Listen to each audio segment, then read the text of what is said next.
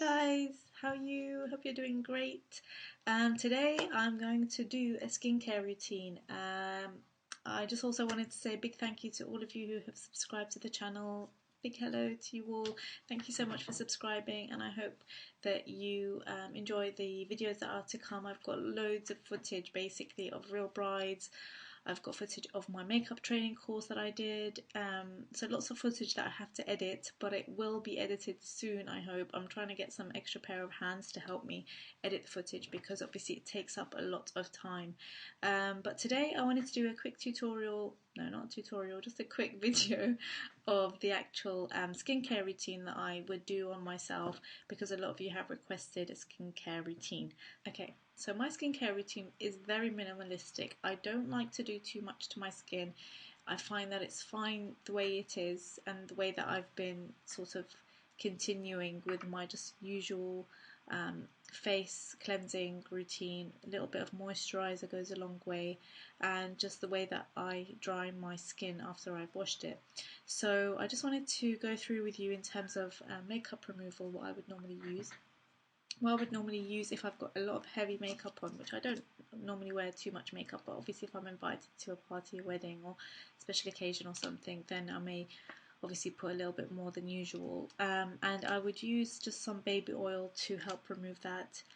Sometimes just a cleansing wipe is fine, but for sort of more intensive, heavy duty, I do like to use baby oil because it's gentle, but it's really effective at taking off the grime of makeup and mascara and eyeliner, and even waterproof mascara and eyeliner. So definitely try that if you haven't already. And any oil really, olive oil, almond oil is really good as well. Then once I've taken the makeup off, I like to wash my face with this soap. Now I don't know if any of you know what this soap is. Don't worry, it's on a soap dish and it is made from olives. So this soap is really great if you, I guess if you don't necessarily have a sort of a face wash that you use. Try something like this. I will try and find out where you can buy it from. It is a bit difficult. Normally I get sort of family or friends that are going abroad to get it from me because I don't think they sell it in the UK. But I will find out actually, and I'll post that in the description box.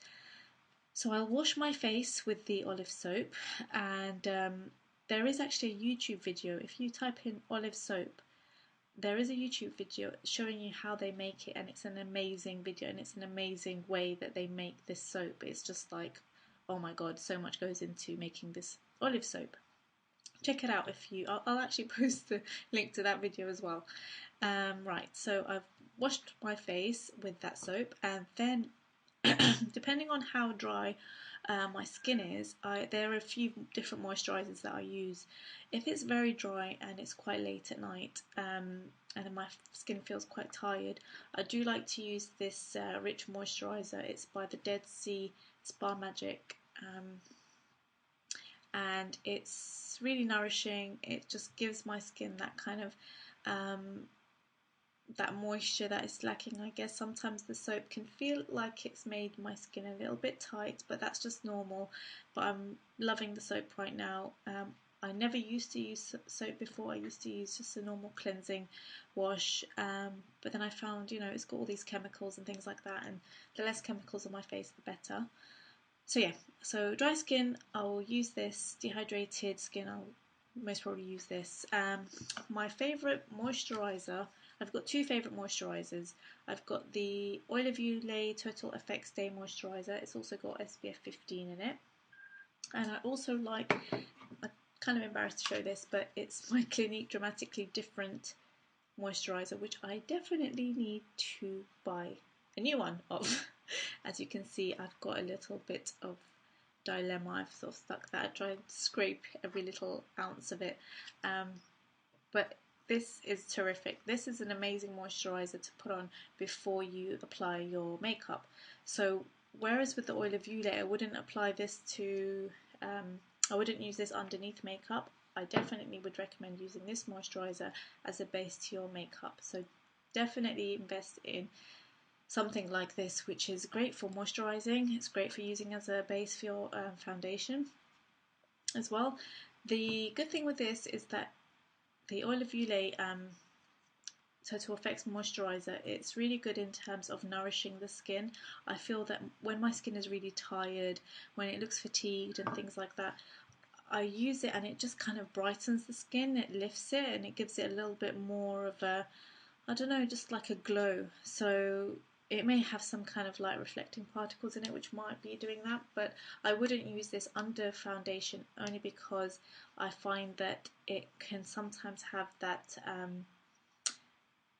you know, when your foundation starts to split a little bit. So I don't think my foundation and my moisturiser are complementing each other. So make sure that you check that out. If you're using a oil-based foundation, then use something that's oil-based, but then again, you don't want too much oils on your skin.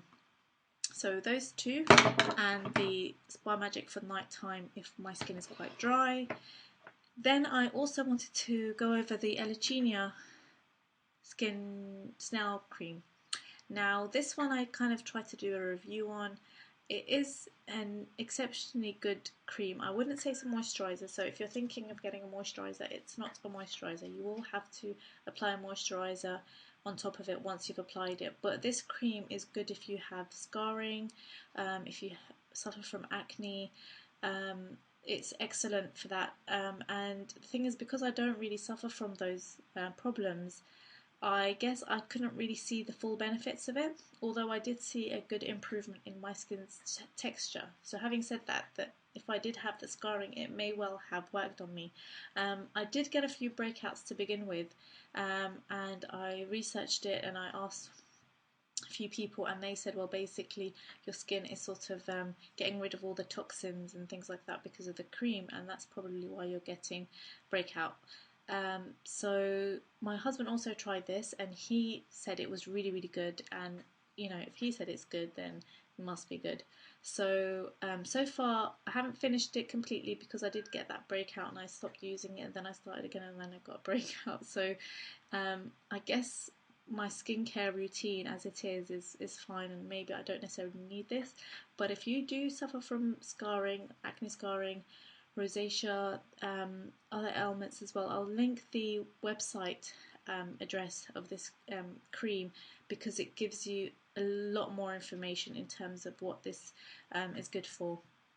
But overall, I did find an improvement in my skin's texture, and I probably would recommend it to people that do have scarring and have suffered from acne scars, especially because that's, I think, who it's actually aimed for. Right, if you are suffering from acne scarring or any kind of spots as well, I would recommend using Sudocreme. This is just a little sample pot, it comes in a lot larger. Sudocreme is actually a nappy rash cream, and the reason that it's good, it does reduce redness.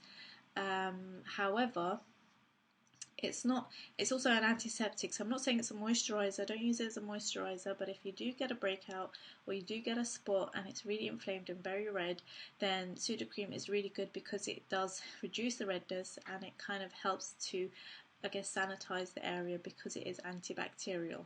So I just thought I'd tell you guys about this if you don't know about the Sudocreme thing already. So yeah, that foundation, I'll do a separate video for foundation routine, but what I used to use was the Pro Lumiere Chanel in number 30.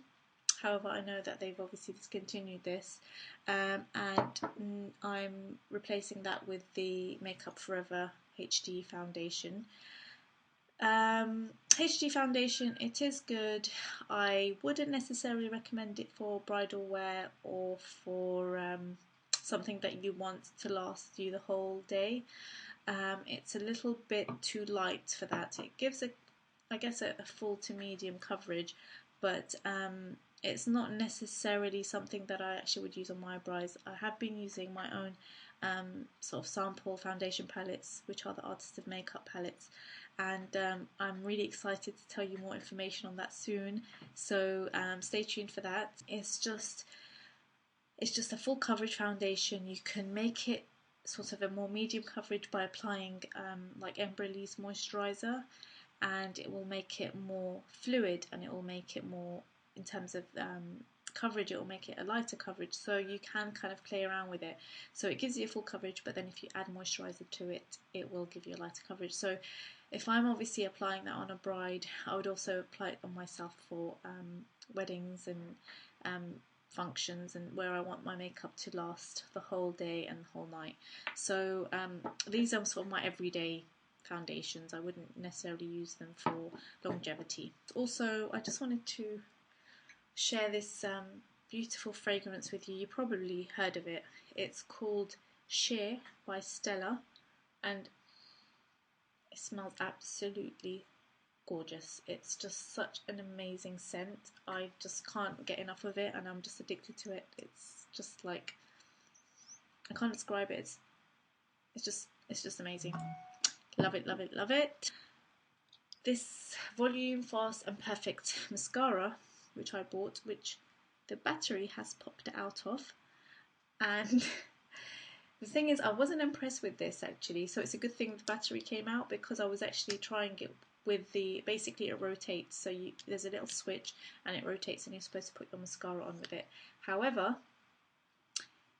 I preferred it without the rotating function. It's what I've got on now, so I don't know if you can see my lashes. But yeah, I was really disappointed when I was trying it on, and I was like, what is this? This is supposed to be really good, volume, fast and perfect. But then when the battery popped out, I was like, okay, just gonna have to do it without the battery, and it actually worked a lot better. And I think the reason being is that when it's rotating, you can't really get it right into the roots, and you can't really curl your lashes. But without the battery, you can actually, you know, kind of apply it in a better way. So at the moment, this is one of my favourite mascaras. So although I was disappointed with it, and I had to pay about £11 for a function that I didn't really need, so if they brought this out without the battery thing, I would have been a lot happier. But yeah, I just wanted to share this with you as well. And I think that is it. If you have any questions, please post them on my Twitter account. The reason being is that I would love to answer your questions, but because I have my iPhone, I can't do it through YouTube on my iPhone. But on Twitter, I can reply straight away. So if you do have any questions, I'll put my Twitter account link at the bottom. Post me your questions there, or on Facebook, because I've also got the Facebook app. But for some reason on YouTube, I can't respond to your replies directly. So yeah, I'll put all the links there. If you have any questions for me, then please post them on those two accounts. I think that's enough of my ranting on. So that's it. I hope you guys are doing well, and I hope you have a great day or great evening, and I will see you in the next video. Bye.